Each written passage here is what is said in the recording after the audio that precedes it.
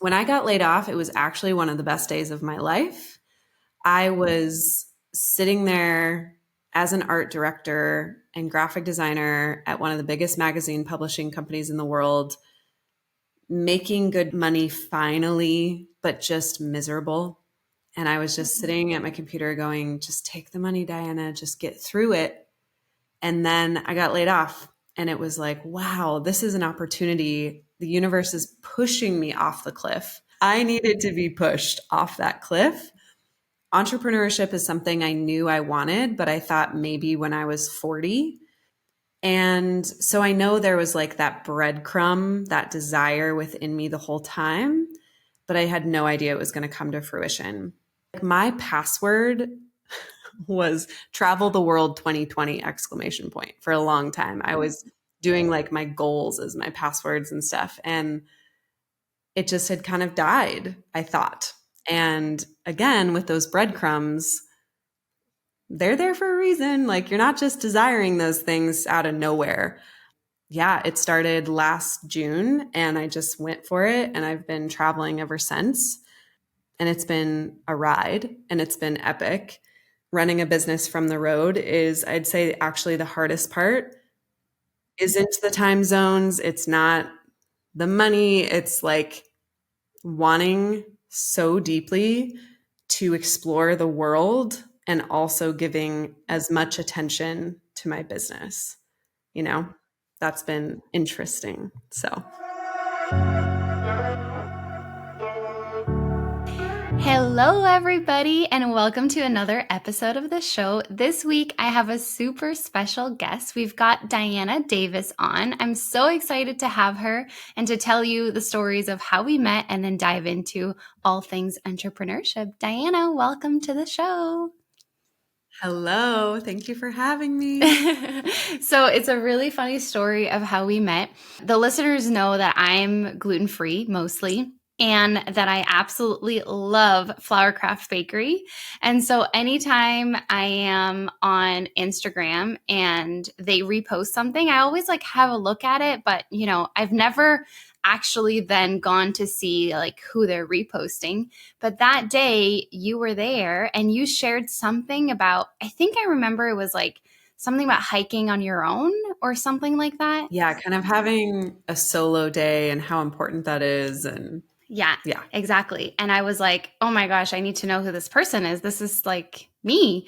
And so I clicked on your profile and started following you. And we tried to meet up. Unfortunately, you are no longer in Marin and my parents were visiting for a while. So we didn't get to meet in person, but I'm so excited that we're doing this.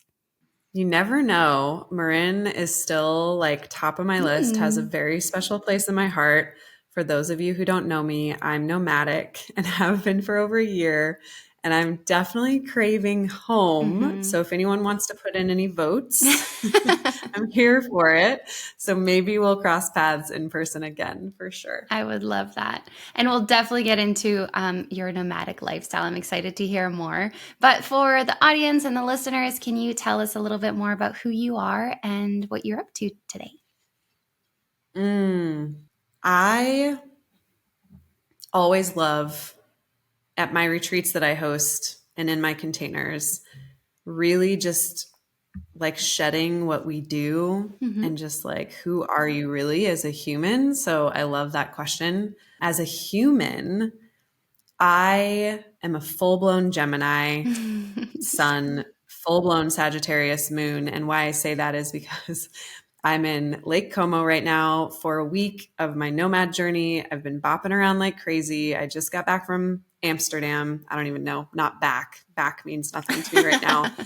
But I am just always here for a new adventure. And I'm also here to like learn new things and share all the things. And my Sagittarius is like, we got to go everywhere in the world.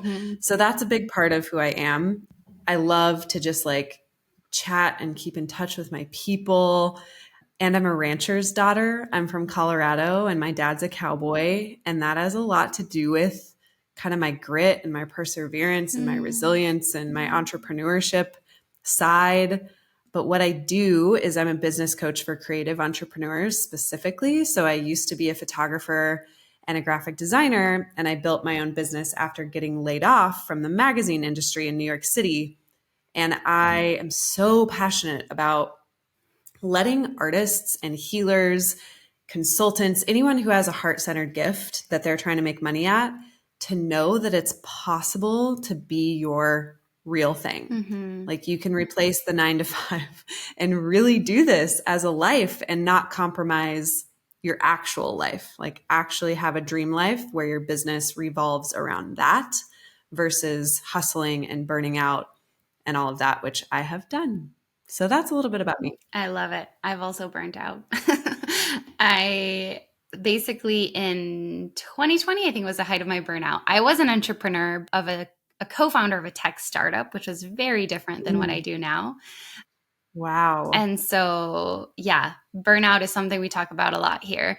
I love what you said of also this transformation happened after being let go, because I think a lot of people in these moments, obviously it can be really difficult, but it seems like you really took it as an opportunity to totally change your life around. What happened during that moment? What motivated you? Do you feel like you were preparing for this moment? Talk to us about how it came to be. Such a good question. Another thing that I really like to set, I'm an expectations and boundary setter, especially as a coach. I'm like, all right, here's how it's going to be. One of my big things is that we are the alchemist, not the victim. Mm-hmm. And if we're going to play the victim, you got to go figure your shit out because it's just not going to serve you. And the people going through the same thing, someone getting laid off, can either be the alchemist, the same layoff can be the victim of it, right? So I really think because of that rancher's daughter background, I alchemize a lot. And I'm just like, okay, like we gotta just keep going. And here is where we are. When I got laid off, it was actually one of the best days of my life. I was sitting there as an art director and graphic designer at one of the biggest magazine publishing companies in the world, making good money finally, but just miserable. And I was just sitting at my computer going, just take the money, Diana, just get through it. And then I got laid off. And it was like, wow, this is an opportunity. The universe is pushing me off the cliff. Mm-hmm. And for those of you who actually quit your jobs on your own accord, holy cow, good for you. I needed to be pushed off that cliff. Entrepreneurship is something I knew I wanted, but I thought maybe when I was 40. At this point, I was 27. I'm 33 now. And so I know there was like that breadcrumb, that desire within me the whole time, but I had no idea it was going to come to fruition. I had a networking event that night that I didn't want to go to because I didn't want to network. But then I got laid off. I was like, okay, I guess I need to go meet some people. And now one of my best friends, Emily Merrill, who is the founder of 6 Degrees Society, which is a networking group. Actually, maybe we'll go to one in San Francisco together sometime. That would be fun. I met her that night at that networking event, and she eventually had a conversation over coffee with me and asked, what do you picture? Where do you wake up? What do you go do? Are you going to an office with a team? Like, what's the vibe? What's your dream? And I just pictured myself doing photography, which I had set aside for like 3 years, and just working with so many inspiring people like you, Reiki healers, nutritionists, yogis, women of wellness. And from that day, I just decided 100% I'm all in. And I really like to set a deadline with myself. So it was September, and I said, if I'm broken miserable by December, we'll reevaluate. But until then, I'm not even going to think about getting a job or what if, or am I on the right path? I'm just going to go for it. And I made more money in my first year as a photographer in New York City than I did working in magazines. So it was a good day. Yeah. That is so powerful. I love to hear that. I think a lot of times when people hear of entrepreneurship, they think of like the struggle, the hustle, it's difficult. And obviously, even in an expansive business, there's difficult days. It's not to pretend like it's all perfect, but it doesn't have to be necessarily that, just the way that it's always been and the way that we've always thought about it. I'm curious, you said there was like some seeds planted from before that you, whether it was being a rancher's daughter, of being an entrepreneur. What are there things that you did as a child? Like, are there memories that you have that kind of led you to looking back, right? Connecting the dots, looking back, thinking, oh, right, I was actually already kind of working my entrepreneurial way of being. Yeah. Funny because I'm actually in the chrysalis caterpillar goop mode of launching a community, which I found out over the last 3 years is kind of my superpower, kind of unknowingly. And the name for it, which I'm not going to say right now yet, but was inspired by this kind of concept of being a childhood entrepreneur. And I'm sure a lot of people did this, right? We all like had the lemonade stand or whatever. But I really hustled a lot of things. Like I would try to sell my drawings at recess. I was the girl with the gel pens, like doing tattoos on people's ankles at recess, that kind of thing. I always wanted to like open my own cafe, or, you know, my brother literally hired me as like an 11-year-old to sell these big lollipops. You remember when we had to do those fundraisers?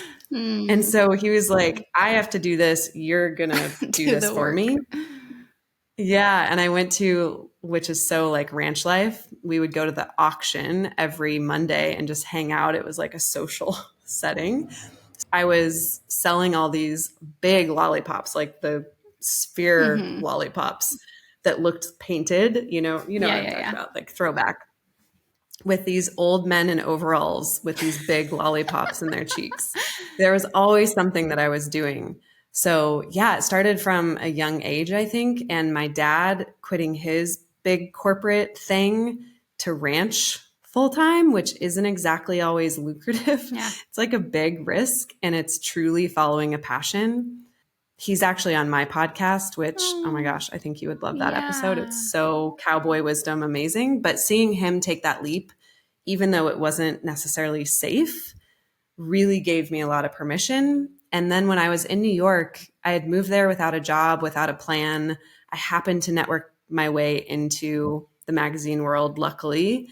And I remember telling my coworkers, who were like my work husband and my work brothers kind of vibe, we should start an agency. Like we could do this ourselves. And they would just tell me like, there's no way, like get a life, you know? And I was just like, man, I feel like there's something here. And then I went and did it. So yeah, here we are. I love that. I love looking back and seeing the things that kind of helped shape us.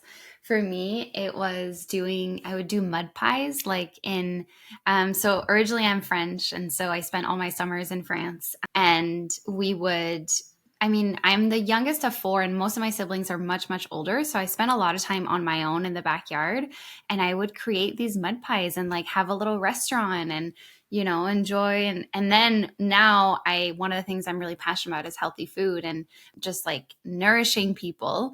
And it's a tiny little, seed that was planted back then. And also the environment. You mentioned watching your dad take the risk. I also saw that we moved around a lot as a kid of like, okay, we're starting life again, and it being a totally new continent. So I think those things definitely helped shape what we become. And still a lot of people will stay in that comfort or that victim mindset. And so it's pretty awesome that you took the leap. You mentioned that in that first year, you made more money than what you were making at the magazine. Were you in New York City as a photographer then? Like, when did the nomadic life start? Oh my gosh, 6 years later, more like 5. But first of all, I have to say, I can picture you having a gluten-free bakery called Mud Pie. Like it's happening, it's out in the world. I would come. It'd be great. Yeah. So my first year, I was just putting myself out there with photography. Mm-hmm. And to be fair, I want to be really clear because I think this doesn't get talked about enough in entrepreneurship. I had my graphic design, I had a little bit of freelance cushion as well that I was doing to just make sure there wasn't a ton of pressure on the photography career. Mm. So I think a lot of people think like, okay, I'm a watercolor artist and I have to go all in on that thing. And if that's not making the money, then I'm unsuccessful. But we can also have like a brewery job on the side Yeah. just to calm our nervous system and also switch things up. It's fun to do different Mm-hmm. things, right? We're all multi-passionate. So just want to normalize that. And then 3 years in, I remember February 2020, I didn't know the panini was happening yet. And I hired my first business coach and I was successful. I was making six figures as a creative in New York City, like which That's is amazing. crazy and also necessary because you can't live on much less, unfortunately. But I was burning out and I was so anxious about when the next thing was coming in and I wasn't pricing myself right. And I didn't know if I should be an LLC or an S Corp or a sole proprietor. And I had like all these mindset things. So I finally hired my first business coach in February 2020 out of desperation, Mm. and it changed my life. Then we quickly went into like, how can I make different streams of revenue? Like, what can that look like? And mentorship sessions were already a thing for me. Like photographers would ask me Mm. things. I would mentor them. Also, even food bloggers. I shot a lot of food and their branding photos. And so I would do mentorship sessions around food photography for bloggers. And I was the person who, when people quit their jobs and wanted to do their own thing, they would grab coffee with me and be like, I need all your advice. Mm-hmm. And so that slowly morphed into, oh my God, I'm a business coach and I have a group course and I guess I'm putting down my camera. I never did another photo shoot after August of 2020. Oh, And I had wow. been photographing since I was 16 professionally. So kind of wild, but it was such all the things that I did, like very creative career. I'm still a creative, of course, but like physically creative with the photography and graphic design, it composted into what I'm doing now. And it was definitely an ego death, but it also didn't feel like a waste. It felt like everything was leading up to this moment. And now I've been coaching full time for 3 years this September. Wow, that's amazing. I love that. Yeah. I love that story. Also, I think a lot of people think like they need certain degrees or go through like certain certifications to be doing something. And I love that you really got it from your own personal experience. How do you apply that like in, because I'm guessing the types of creatives you work with are totally different. So it might be that you don't necessarily have the experience in terms of like their craft. How does Mm-hmm. that look? Or is it really, regardless of if you're a yoga teacher or a photographer, there are just kind of a methodology that you've created that applies for all? Yeah, that's such a good question. And that's one of my favorite things about my clientele is everyone's different. Mm-hmm. And a huge value of my community and my groups is that it's not just a room full of Reiki healers or coaches or photographers. It's, you're going to have a watercolor artist and a ceramicist and a metalsmith and a social media expert and a writer and a web designer and all the above. So it becomes this mastermind as well.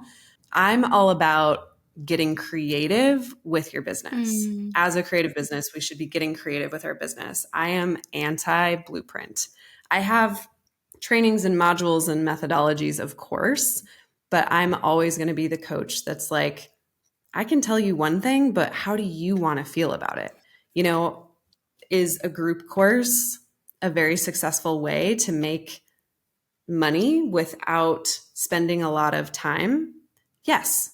But if you are not into doing that, I'm not going to say that's the answer for you. Right. So, my thing is why it's so exciting for me to coach creatives selfishly is that it's always different. Mm. And I don't necessarily need to know like how to cue tree pose to be able to help them with their business, Yeah. you know?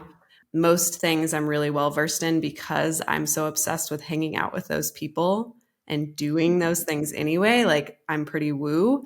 So yeah, it gets to be really exciting, especially when someone presents a problem, I'll say that in quotes, that hasn't been quite solved yet. Like, for example, what if a ceramicist who is making a mug and needing to sell it for like $400 to make their desired income, and that's just not feasible? What if they were renting those pieces to a wedding planning company and they were used over and over again? Like there's so many one-to-many things and ways to do business as a creative. So it's fun. I love that. Yeah. Just that example to help like kind of break out of the box of what's possible.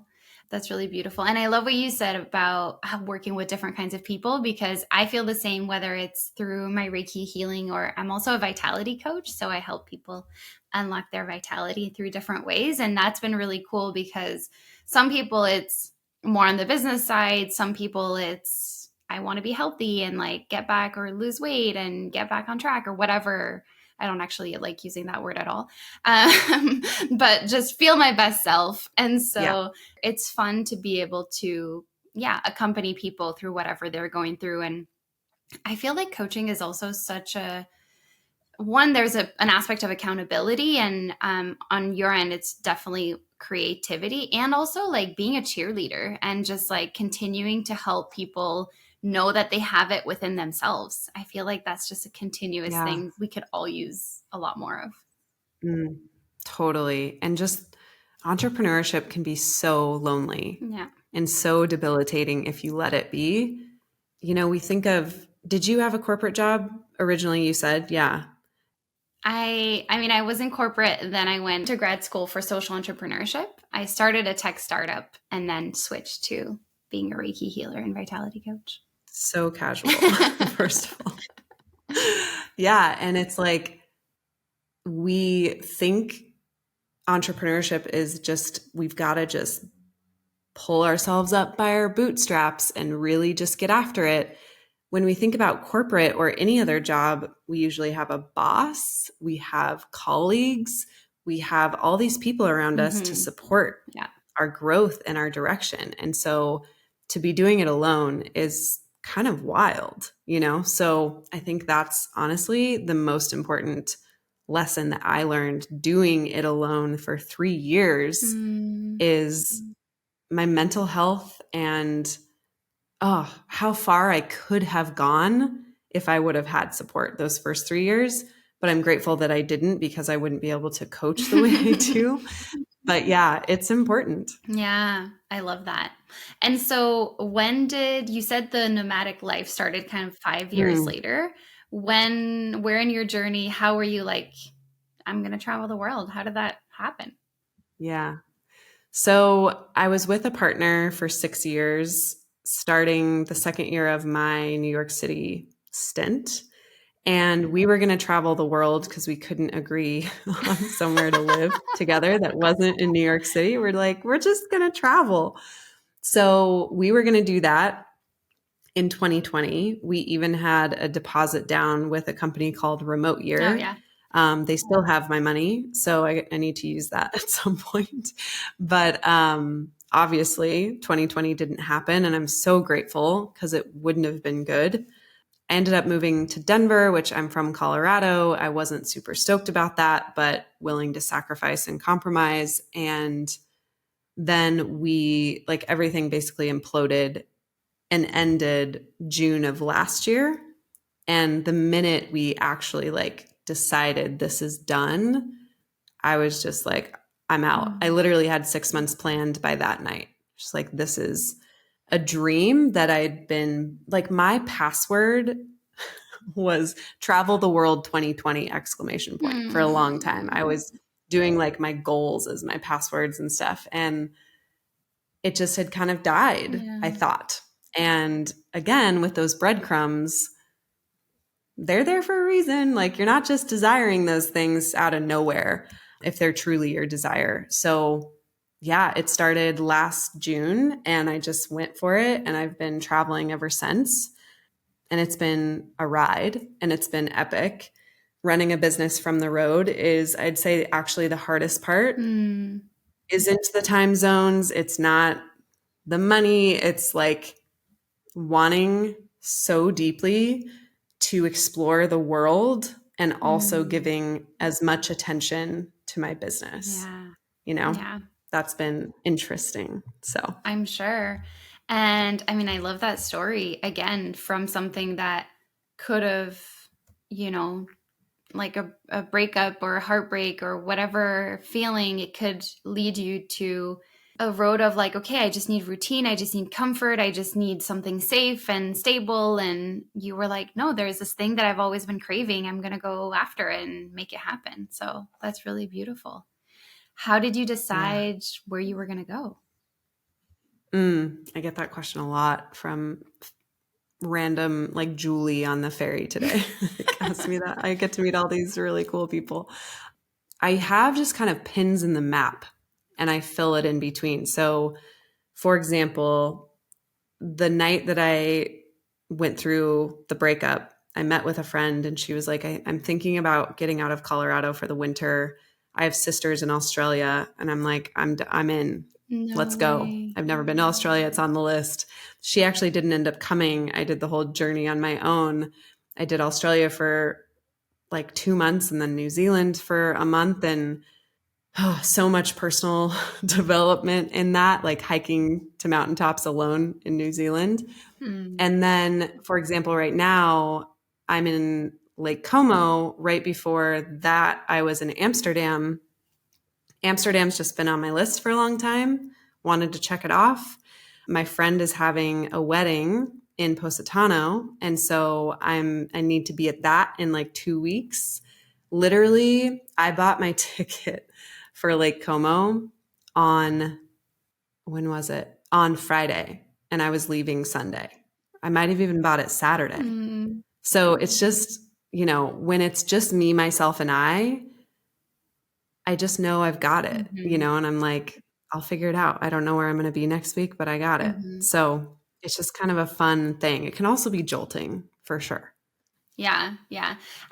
We experienced like a mini version of that, but so I left my startup in July 2022, and then we got married in August 2022 in France. And my partner also left his tech job to start his own business, which he had been doing on the side for the last 6 years, basically.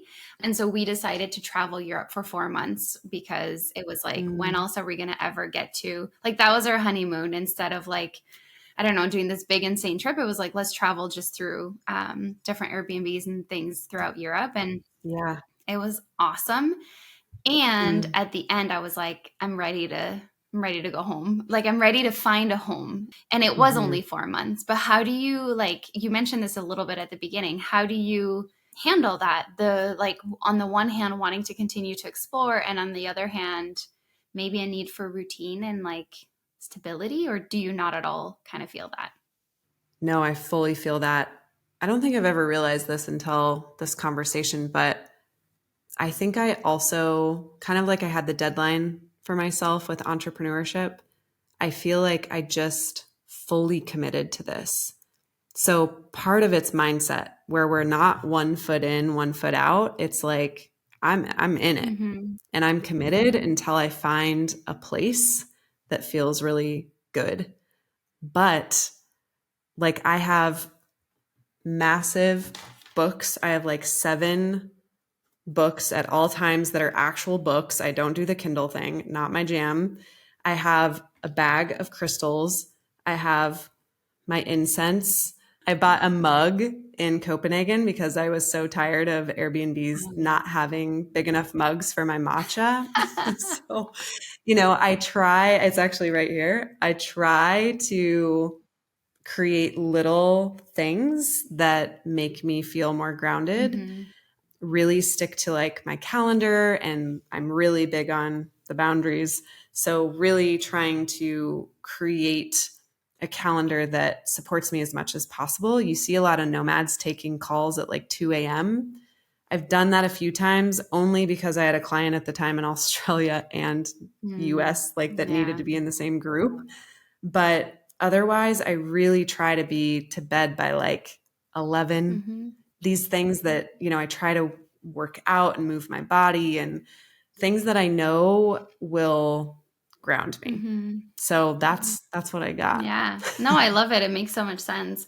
And so is the purpose, you mentioned until you find somewhere that really feels good. Is the purpose of this to find like your next home?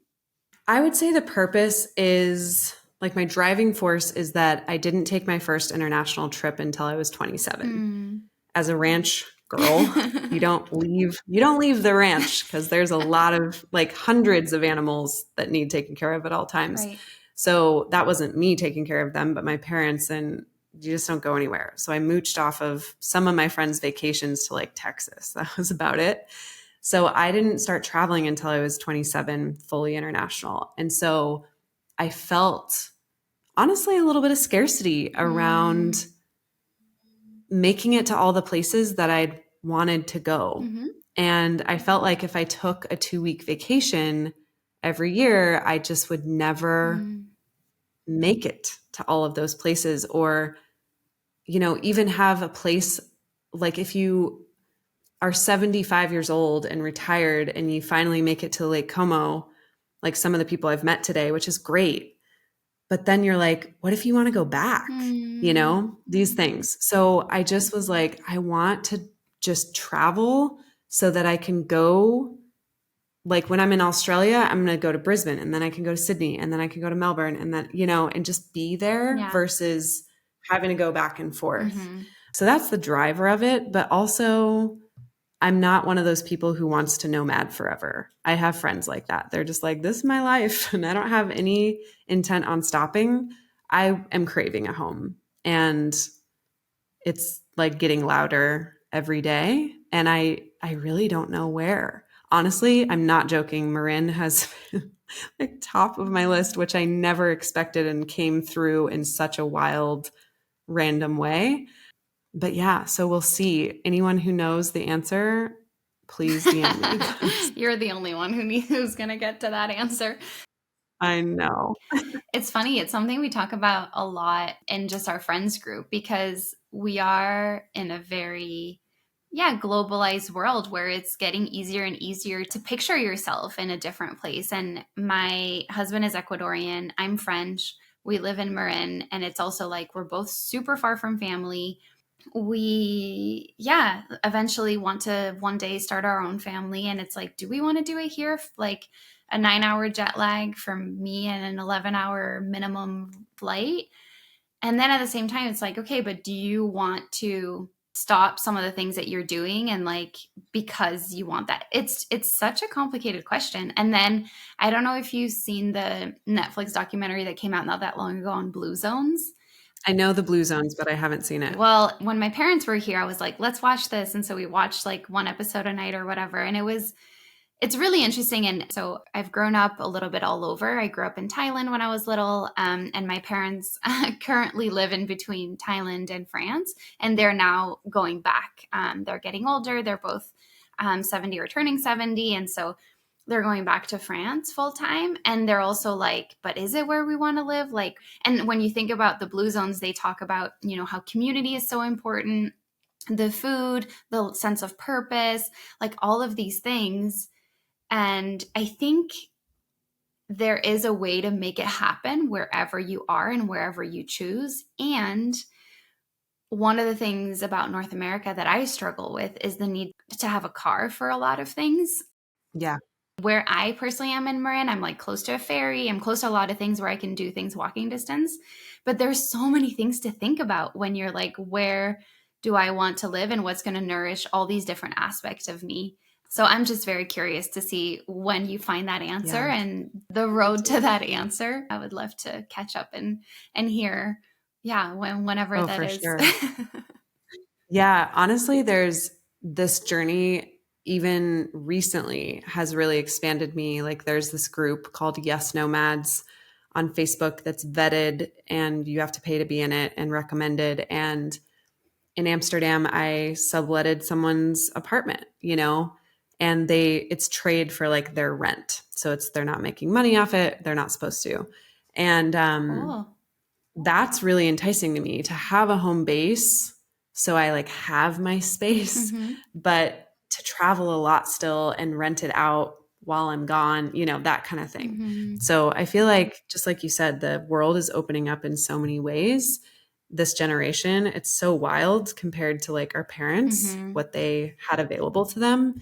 So we can construct our own realities for sure, more than ever. Yes. And I think some of the nomad friends that I have aren't as you are in from what I'm seeing on social media in the conversation today, like really making you're getting out in the community, like you're meeting people whenever you're on a boat or train, whatever, you like have conversations. I think in a nomad lifestyle, it can also be easy to isolate yourself and to be like super expansive in terms of traveling and seeing all these cool places, but not really building community and making an effort to do that too. Totally. And I would say the second hardest thing of being a nomad for me has been making really hard and fast, deep relationships with people, whether it be dating or like my neighbors in Mill Valley. We got dinner every Friday. Aww. I went on trips with them, and it was like we were doing that because they knew I was going to leave. Yeah. If I was just living there and it was endless, infinite time, maybe we'd get together like once a month. So it gets really hard and fast because you're nomadic and you have a limited amount of time. And then it's even crazier because you have to like separate yourself from this person or people who you just really connected with on a deep level. So that's wild. And you always have those people, but it's kind of this short, bittersweet period of time. And I totally get the isolation thing. Amsterdam was so isolating for me, even though I ended up meeting up with a lot of people I already knew from different walks of life. But it was hard to meet people out. Yeah. And maybe that was also because I was in an introverted state. Right. Yeah. I love that. So jumping back a little bit into entrepreneurship, we definitely have lots of entrepreneurs listening to this podcast. What are some of the like tips, for somebody who might be just starting their entrepreneurial journey, or somebody who might be in it in a while, but might feel like kind of stuck in that box thinking and wanting to maybe diversify, but not really knowing how? Like, yeah, what are some ideas that you might have, practical things they can kind of do to keep going on their journey? Yeah. Honestly, if you are listening to this and you DM me, Diana Davis Creative, I'm happy to send you a free training. Like my top 3 kind of things around. One of the big things for me is scheduling your dream life, and back to the boundaries, but really making sure this is so in line with you that you are being taken care of first, that the stuff, the farmers markets and the yoga classes and the dinner with your partner is first, or you're going to burn out, right? Because entrepreneurship is no joke. And maybe you already are burnt out. That's the first thing to get back into your space and into that creativity. Honestly, like if you can, go on a retreat, even if it's just yourself for a week without service in a cabin, and just walk in the woods and get creative again and tune into yourself and into your desires and see what the heck you even want. So important. And that's why I love my retreats, which I was so surprised to hear your husband is Ecuadorian, because I'm hosting a retreat in Ecuador and my assistant is Ecuadorian, and that's why we're hosting it there. I also met someone in Marin specifically who also has a partner that's Ecuadorian, so I'll have to connect you. Yeah.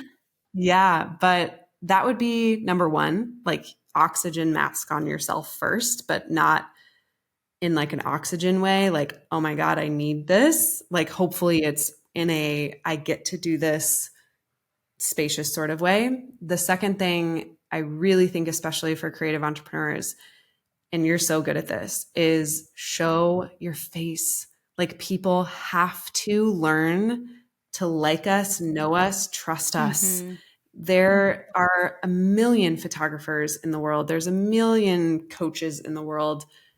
Why they hire us is because of you, because we resonate with you. So showing your face and actually showing a little bit of your life and what you love, and it doesn't have to be everything. You get to choose your boundaries, but that is so important. Let them get to know you, really come from connection, not transaction. Like really just get to know people and see what happens. And the last thing is price yourself correctly and make sure that the math works out for what you are desiring at the end of the year. We do a whole module in this in my Camp Clarity course, but basically like figure out what you're desiring to make and work it backwards. Are you charging that hourly? Are you doing a photo shoot for $100 because it's only an hour, but really you're spending like 6 hours on this thing between editing and travel? And, so that's a big thing of creative entrepreneurs specifically, is just having such a hard time pricing this heart-centered thing that we really just wish we could put out into the world for free. Yeah. And if you want to put it out into the world for free, that's great, but that is a hobby, not a business. So those are like my top 3 things. Is the money cup has to be there so you can live your life, so you're not burning out and working. Like I used to do 11 photo shoots a week. It was crazy. That's not the way to live. And then really figuring out your schedule and what means the most to you and putting yourself first. And then just like connection, networking, getting out there, asking questions, even having, if you're in a stuck spot, like you've been in it for a while and you just don't know, like reach out to 10 really close people and ask them to reflect some stuff back to you. What do they see? Yeah, those are so helpful. Such great tips. And I will say, even just following you on social media, you share tons of inspiration and great ideas. So definitely encourage people to do that. I'm curious, where in Ecuador is your retreat?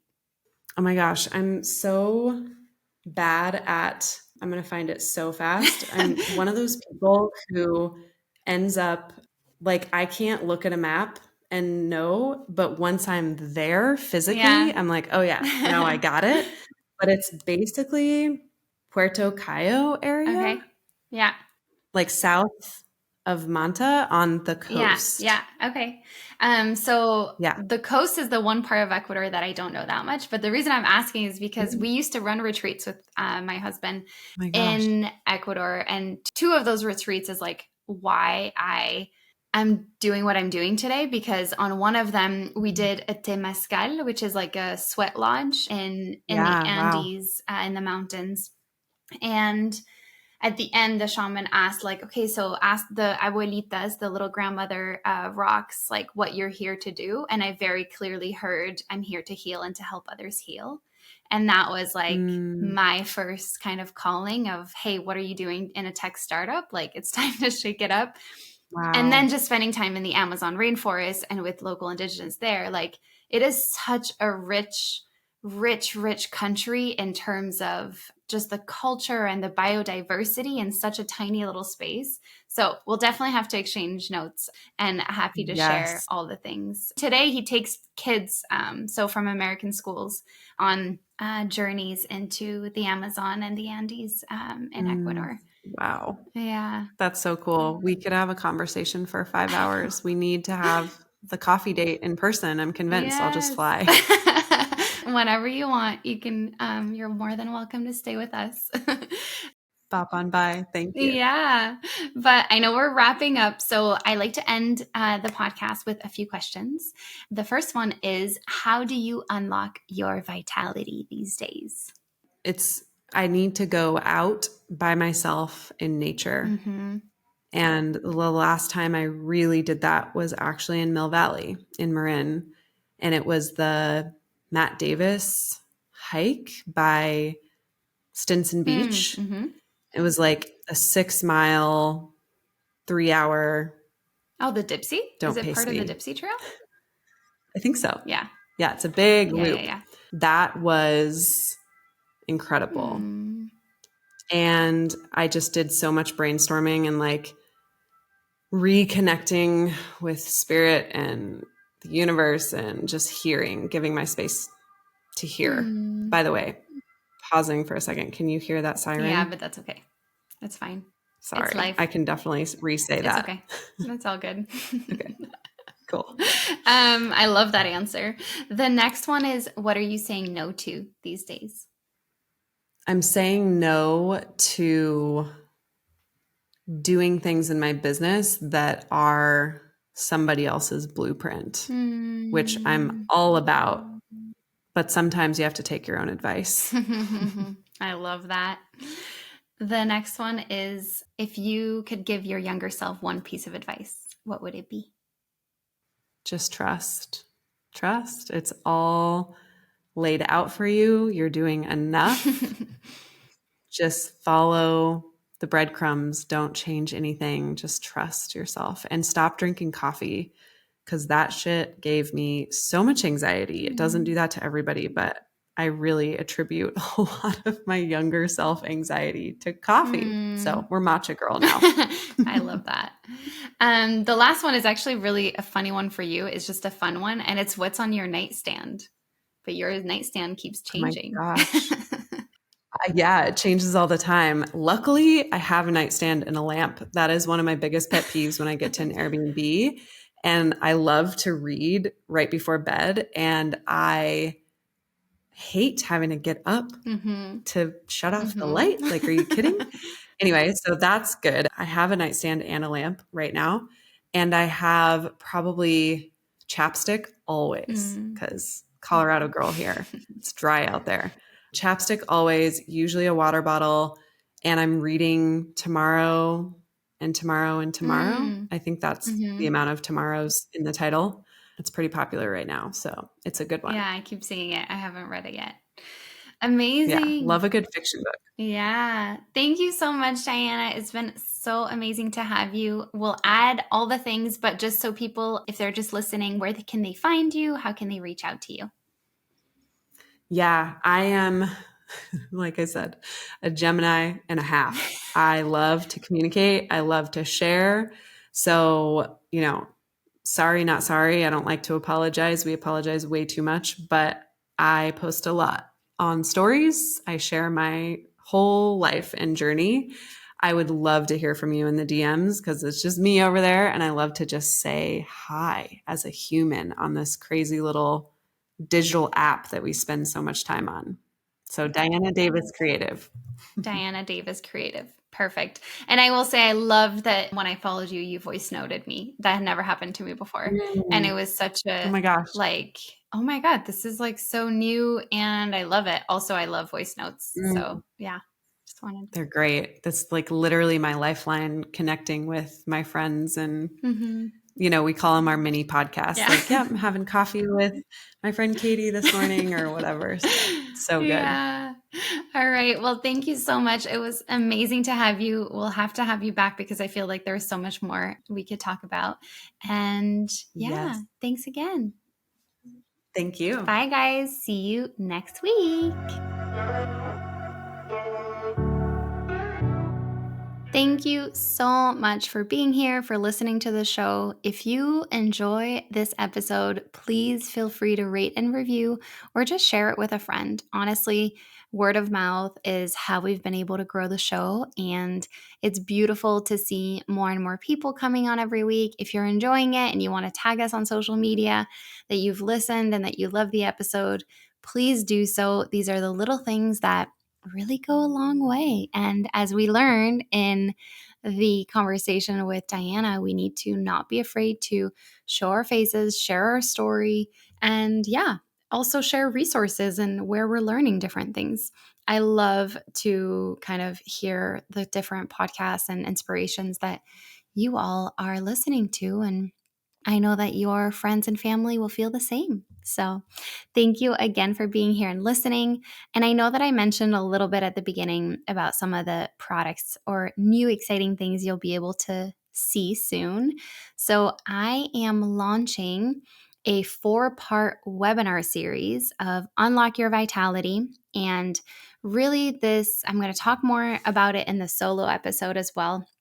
in a few weeks. And if you're not signed up to my email list or whether it's the newsletter or also just following on social media, I'll be talking a lot more about it. But I've really been tuning in and honing into what it is that I want to put out in the world. And I'm coming up and revamping Unlock Your Vitality as my company and really understanding that it is a holistic approach to healing with a mind, body, and soul connection. And so the 4-part workshop is going to be the first being mind, the second body, the third soul, and then the fourth one, really important, how it all connects and how it all makes sense. And so if you're interested, you will be able to participate in just one of the workshops if that's what you want, or all 4 of them.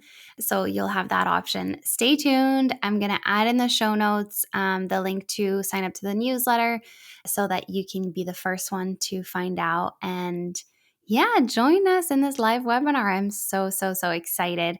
And that is going to lead us into a very exciting program that is going to start early 2024, which I will be officially announcing and talking about at the end of each webinar. So I'm really, really excited. It's been, a really beautiful time creating and channeling. And I feel like the trip to Shasta recently was also really helpful to just take some of the vitality crystals and meditate, and a lot of things have been coming through. So I'm super, super excited. And I just want to share it with you all and help you unlock your vitality as well. So thanks again for being here, and we'll see you next week. Bye.